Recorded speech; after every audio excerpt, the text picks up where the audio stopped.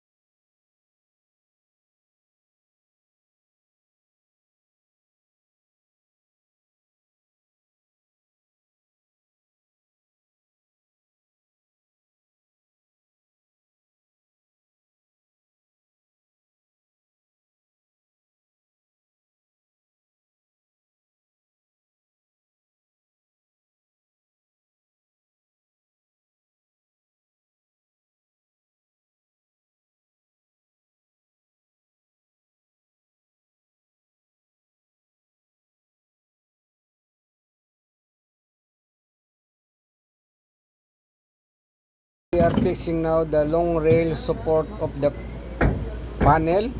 Now you see they will put on the short rail at the top. That is the short rail. The small one that they are fixing before. Short rail. Now the long rail is will coming on the top. Then after they will put it this, they will put screw both side. Only fixing by screw.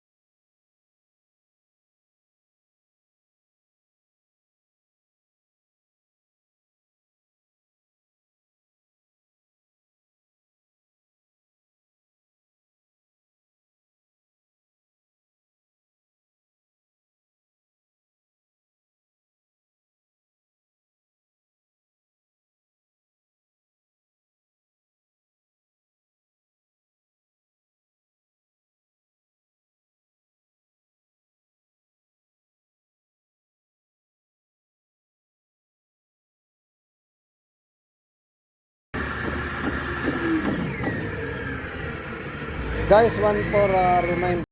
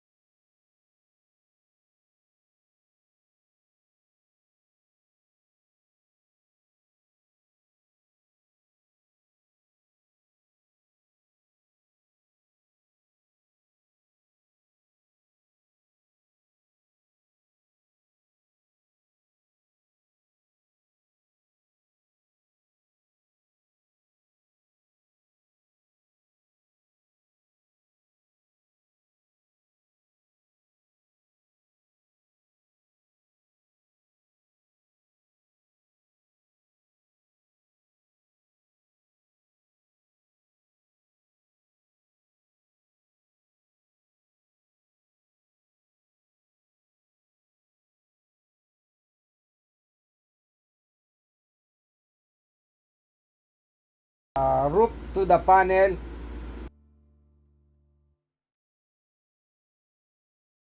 Guys, this is only the installation of rail support structure for panel, solar panel. This is a simple installation only, but be sure that don't make mistake in fixing of the short rail, because problem if the roof is have hole, sure the water comes leak, another problem for the roof. So make it sure that the rail location is properly put in a good layout. You see, they will put marking to know where is the short rail. After fixing of this long rail, you cannot see the clip, so we put marking on both sides. Guys, thank you for watching again of my video, and mega love shout. God bless to all of us. Bye.